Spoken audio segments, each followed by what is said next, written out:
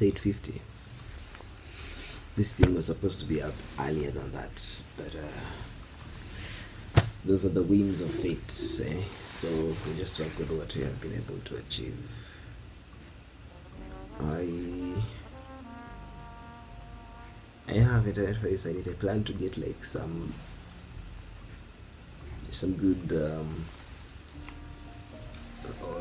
commercial free, is that what they're called, CC, Creative Commons licensed art, no, rather music, for this and other vlogs. I still might, but I've sort of been intrigued by the challenge of just making a vlog where I'm essentially not putting any music or sound effects, where it's just, yeah, it forces you to be in the moment. I think it's an interesting experiment. I might try it out a bit more just to see where that takes me, and then we'll see. Man, this has been exhausting. I need to catch maybe a few winks of sleep and then rush up and see what the day brings. I don't know, but I feel good. That exhaustion where dang, I've done something. That's what I'm feeling right now. So this export, and then I should crank out a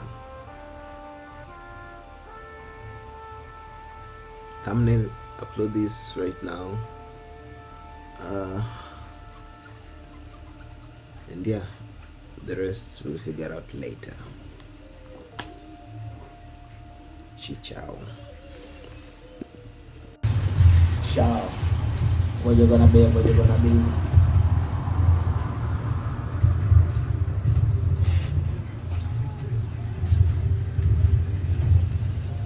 House of the Dragon episode 3. It's out. Let's give it a watch and see what they're cooking. Actually, episode 4. Episode 3 was somewhat of a disappointment to me. The dialogue wasn't as crisp or as sharp as I've come to expect. But that's what we have, so we'll just keep on keeping on. Honestly, at this point, my opinion of the show isn't the greatest.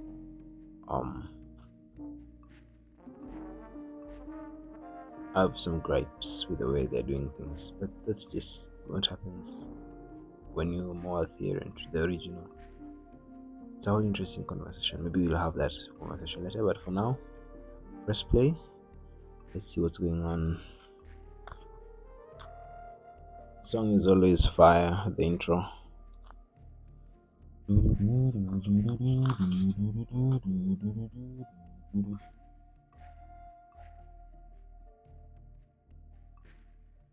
I heard that I think this intro is supposed to be based on like that medieval tapestry, the Bayeux tapestry. I heard there's something happening with it. Either it's being displayed or being brought back to some museum. I think, is it France or somewhere? Anyway, there's some new developments with the real world thing. Who are these guys?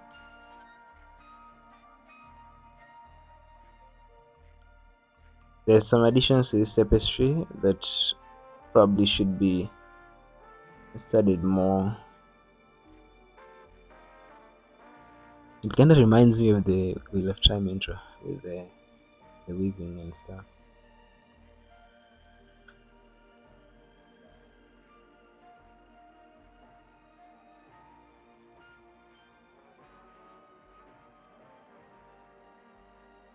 I love it.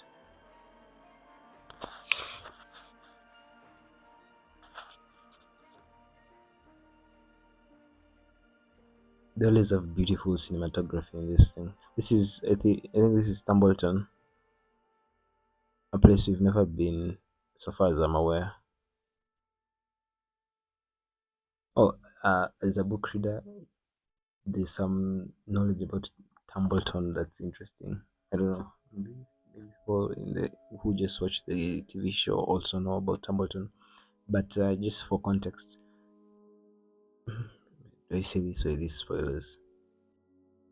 But basically, this is where the Mad King from Game of Thrones. This is where he officially became mad. There was something that happened where basically Templeton revolted. He went there to try and get peace. He got kidnapped and was kept in a cell, probably tortured for a while.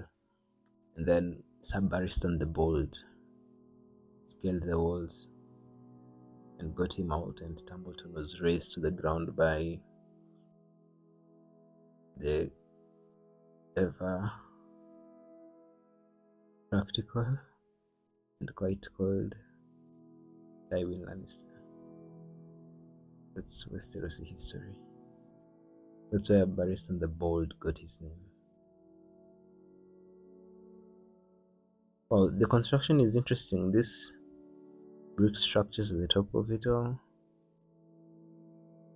So she's here, the wife.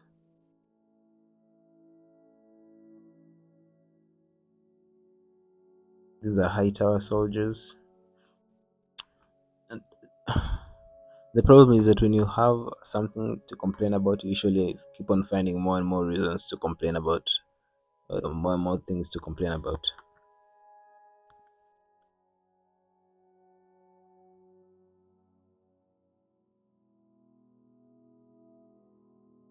So now I'm thinking like this just looks like yet another town, another King's Landing, another tropical, almost Venetian type of place.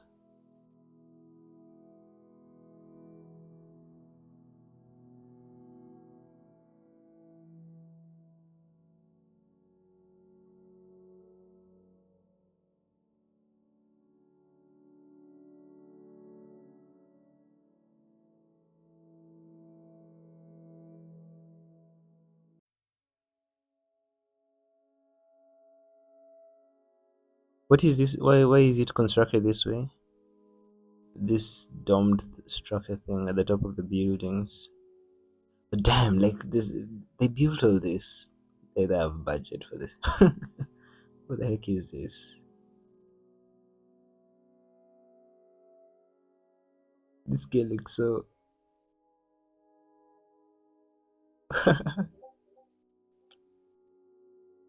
Witness a conflict, my lord. Wow, this guy is so he's so decked out.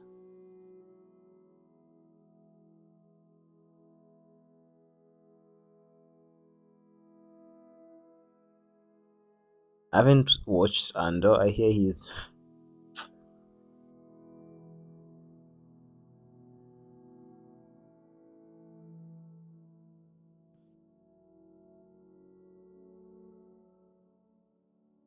his voice is he has a very good voice for acting, and the right demeanor.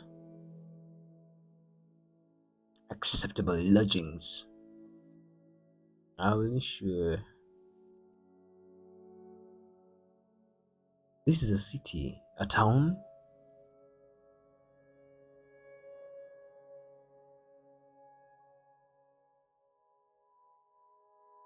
I like this guy's hat a lot, though.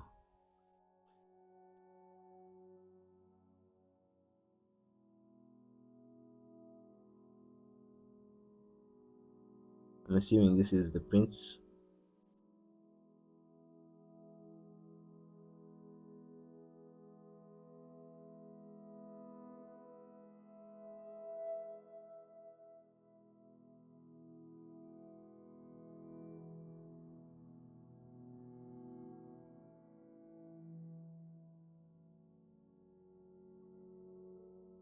I don't know. I'm enjoying this movie. This guy is a great actor.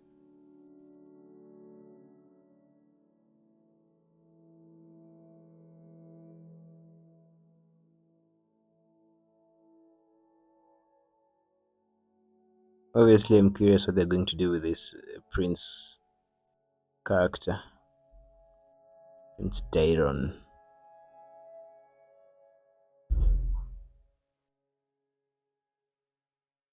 He actually kind of looks like Alicent. Interesting.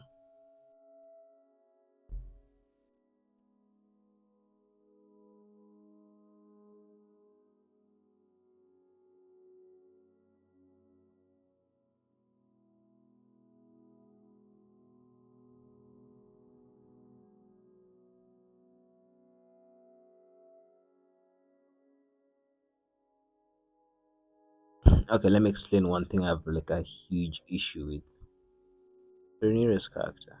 I think the show does disservice to both Rhaenyra and Alicent. This gimmick they have going on about this is just my personal observation. Most people don't care about this. In fact, most people I've seen seem to like it. So maybe they're resonating with the audience, but I do feel like it's a it's a weakness of the story. It is bad. This idea that Ranger and Alicent's friendship and this constant tug of war between I hate you, no, but I love you. Oh, you're my friend, but you're my enemy. I feel like they playing fast and loose. This is not. It's not typical. It's not human. No character reacts like this in real life. This teeth-a-teeth, especially Rhaenyra is waffling this desire to make her into some type of hero. When I know the original greatness that you are being forced to miss out on, what's wrong with having like a good story about rivalry and hate and just how friendships fall apart, because that is very much real. That you know how the story is about how people struggle for inheritance, just even within families. It's vicious and it's a real thing that happens in the world. Why give that up for this storyline that, do you know, for example, I mean, spoilers for a few minutes. While I hold up my hands, I'll be spoiling. I'll let it go down. The spoiler will have ended. I mean, this all ends in disaster. Maybe I should just specify that this is a spoiler stream and not hold myself down. This all is supposed to end in disaster. The whole thing. Both Aegon and Rhaenyra will be dead by the end of the story. Now, watching this show, I'm always kind of nervous. I'm like, they will not. They, I highly doubt. Like, there's a 90% chance of them deciding not to go through with the original ending and just having Rhaenyra win for some weird reason or in some way, because I don't think they're bold enough to follow through with George Martin's original vision. Like, I'm not 100% sure that they will commit to that. That bothers me.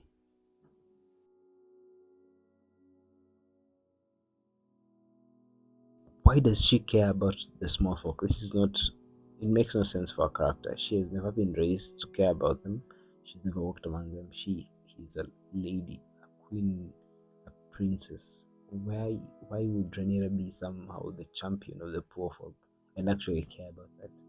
Because she spent a few nights with Lady Missaria? I don't know. It doesn't make much sense to me.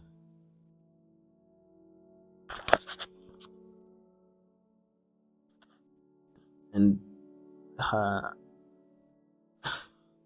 they're also doing this thing with her character where she's sort of mirroring Alicent in her piety towards the gods, and then you're like, what does she believe in? Does she actually believe in the gods? How does this character Rhaenyra come to believe in gods, dragon gods? But I feel like some things are lacking in her. But the actress is pretty dang good. So there are times even when I've already said I don't like it, at times I find myself caring. So pretty good actress and people throughout, but man, I wish Prestige TV actually was as prestige as it's supposed to be.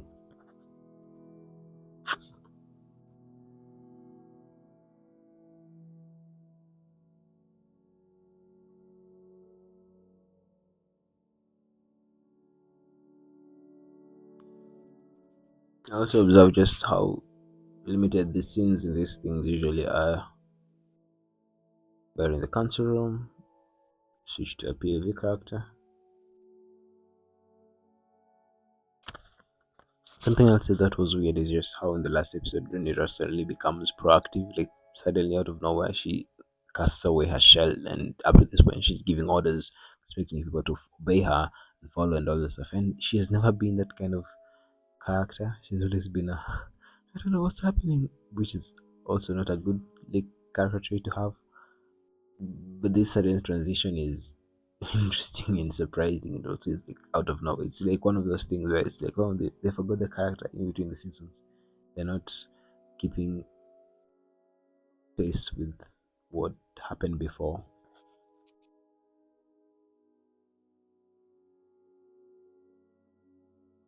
Master all while.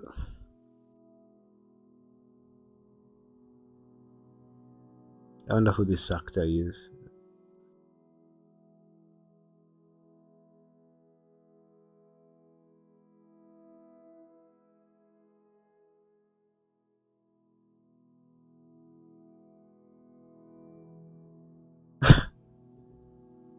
If they are relics, what are they fucking doing here?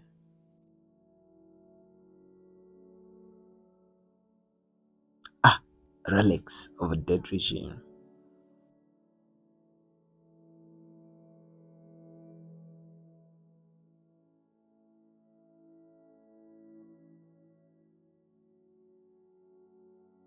Tell me about it.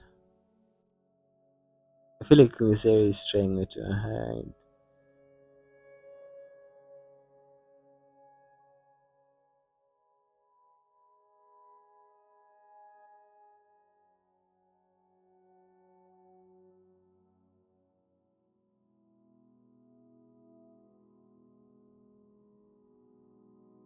Toran Mandale. I like that character.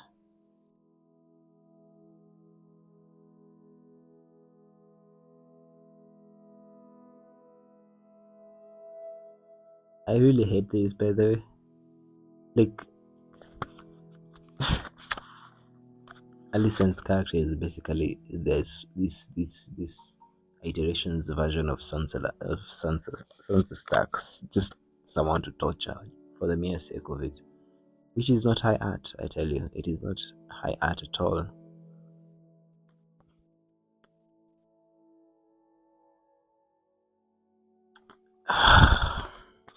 I mean, complaining about the same things for years on end. Isn't this stupid? At this point, I should just,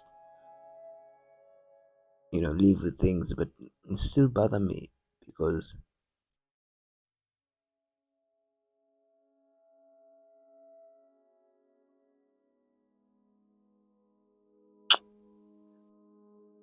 I mean, how does this happen? I still wonder. Why does Hollywood do this? And why does it not matter? Because I've been watching, so I usually do this. If a show intrigues me, I will watch people react to it. And I've sort of realized that for most, it's okay. In fact, they praise the thing. Maybe it's a question of when you know too much, you can never be happy with the livings with the bare minimum. You're always like, dang, but you had so much potential. I listened.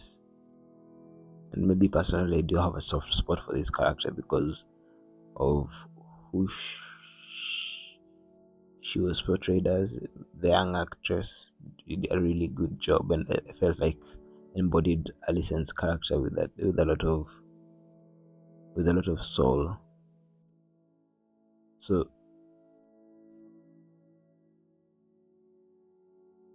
just this idea of, oh, let's create a pious character and then strip her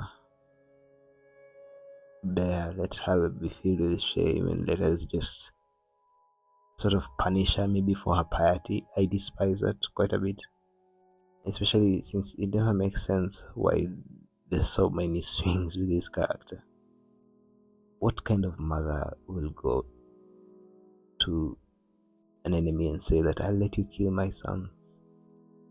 Does that make any sense? No one, even the worst monster, unless you are, detached, which is not the kind of character she has ever been portrayed as. Plus, I also do not like the fact that they are so young, supposed to be middle aged at this point, and somehow even at this point both Rhaenyra and Alicent in the show to sexual characters. They're like they have not stepped forward away from this.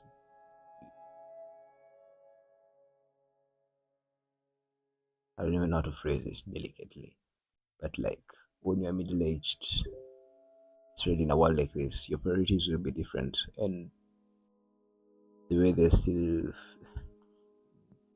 seen in episode 2 with Iron Rod, whatever his name was, just disgusting, and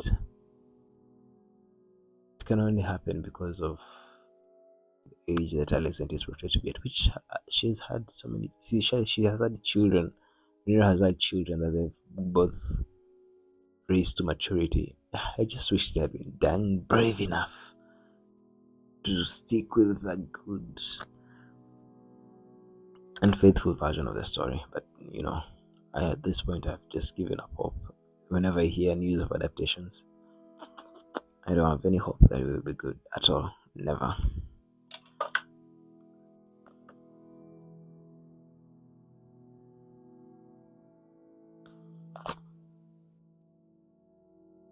Do you know her father has died, and we basically don't know what she thought of that. It is like a huge whatever in the episode where it happened, but she could have. She doesn't seem to care. When you remember in episode season season one, I think when he was sent away, how distraught she was. What has she just grown to despise him in her old age? I don't know.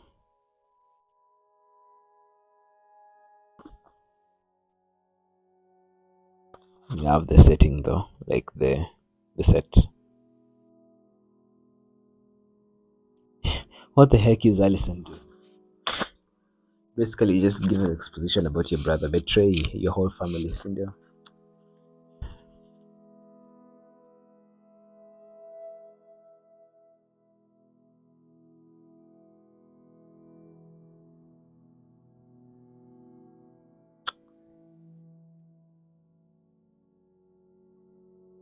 Oh, it-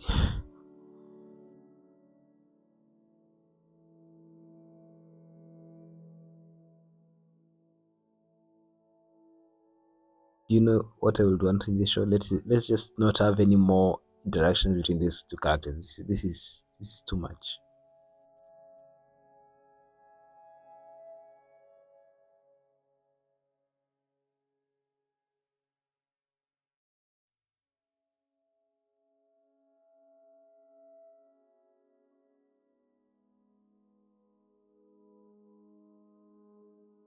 You can see my face. You can see my face. I'm just like so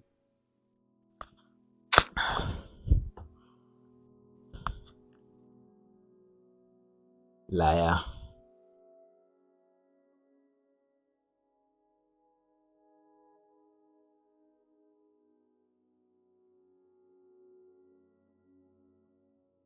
What the heck?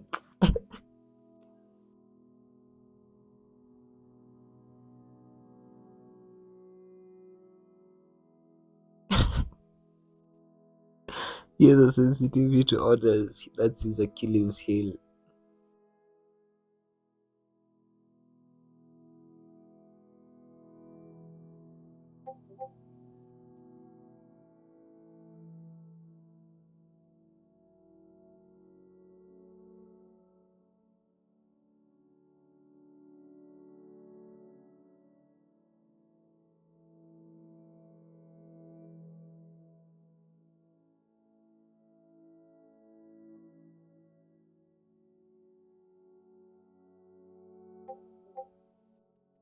I kinda like Collins.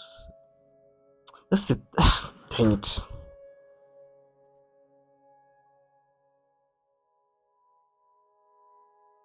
He looks so fire.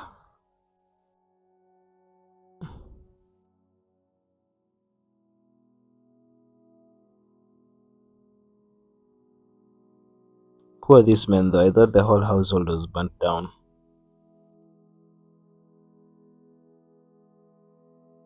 Let me tell you my secret desire with this show. If they had the balls, if they had the guts, they'd make Aegon rather, a character for people that people would root for. I just feel like there's so much potential in this guy. I like that kind of story where, the idiot gets his comeuppance and he's like, okay, I have to get serious with things. Yeah, should read fanfiction about that.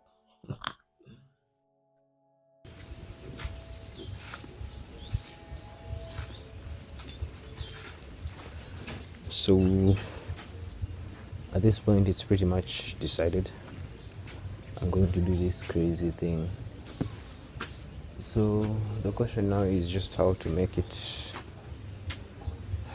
So post, so like normally hii circle click mali inaenda hapo and then hiyo part yenye umeclick ina focus. So nikiwa hapo uta click to my face.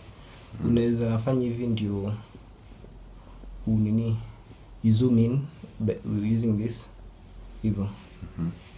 Those are just the two controls. So you can zoom in maybe to focus on my face, ama like to focus on what I'm saying there. That kind of thing. Okay, so let me explain this to you. First, let me introduce myself. So, name is Theo-Blaise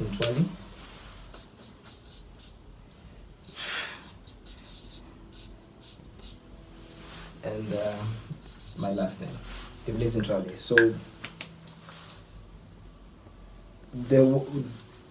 what are we doing here? We're going to do something crazy, something that hopefully breaks the internet in an interesting and fun way. This is going to be unique, I think. I don't think I've ever seen anybody do something quite as crazy and as ambitious as this. So this is what we're going to do. Let me try to explain things. Actually bring to reality, to life, a couple of the ideas that I've had on and off for the past few years. Some of them are small things, some of them are big things, some of them are crazy things. So, like for example, I love reading books, novels, I love stories. So I've always said I'm going to be a writer, I'm going to be an author, I'm going to write a book. But I've never really got into that last stretch of actually finishing one, or actually saying, this is the whole thing, the package is complete, I wrote this book. And you can't call yourself a writer if you can't call yourself an author if you've never finished anything, if you've never, completed something and said that's a finished thing. I did that. I want to feel that feeling. A few years ago, I started a YouTube channel. I was doing small things like this. I'm a huge nerd, so basically it was focused on books, on reviews, on movies and stuff. And I guess I didn't know much then, so it didn't go really anywhere. And I lost the password to that account, and that account it still exists, but it has stagnated. So I did the YouTube thing. I did my research into YouTube and stuff, and I was like, dang, how wouldn't it be so good to have that kind of success, to have like a YouTube channel that does well, that has blown up, that is also whatever, to be a YouTuber basically. So yeah, why not? Let's give it a shot with this whole thing. Another idea that is crazy that I've mentioned to a few people is like, hey, I thought, wouldn't it be great to make a movie? Wouldn't it be great to do such and such a thing? Like, all of this is crazy. Some stratospheric level of goals. Making a movie is not easy. I've thought of ideas that I could start for companies and stuff, and those things maybe will get started on this thing. So I could play games like other people who stream for 24/7 do, but I'm not a gamer. I've never been like a Call of Duty guy or anything. So what are my interests? My interests firstly is I read a lot. Like I'm not the biggest reader, but I am one. Basically, I read a lot. I love novels, and I love the whole author thing, the creation, like making a world that is entirely your own, diving into your own like weird, quirky ways of looking at the world. I love the whole idea of it, being an author. I look forward to this guy.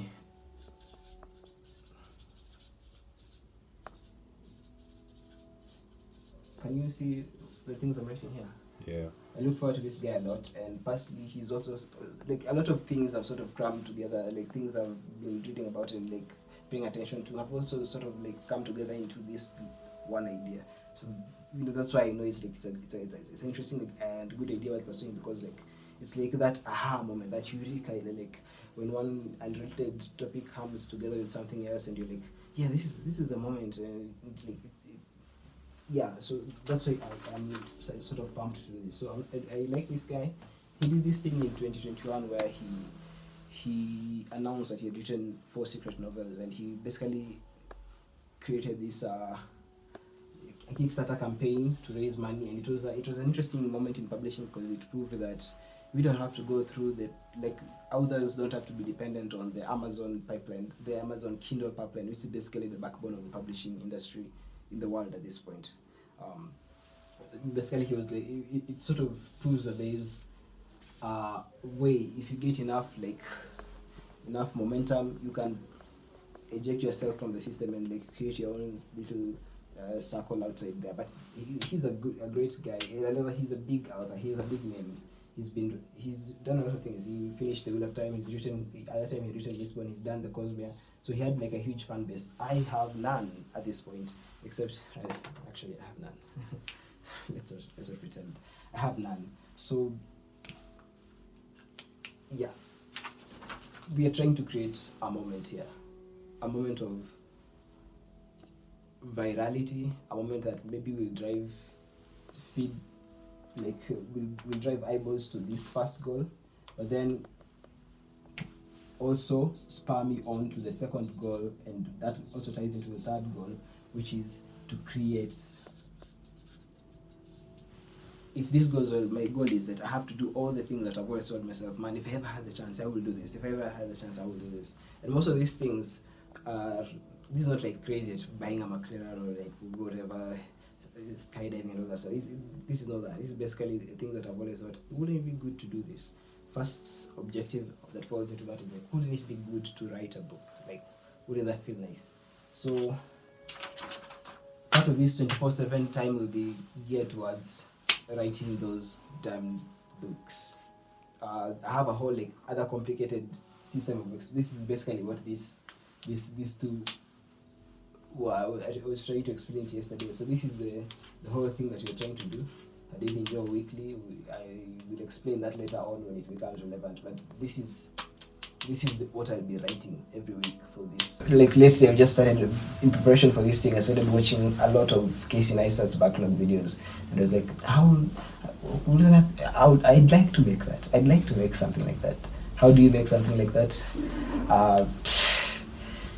Yeah.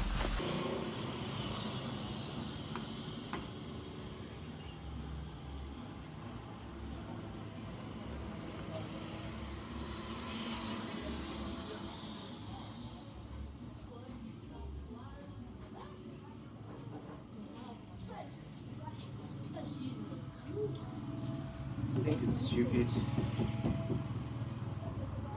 So Fan affection.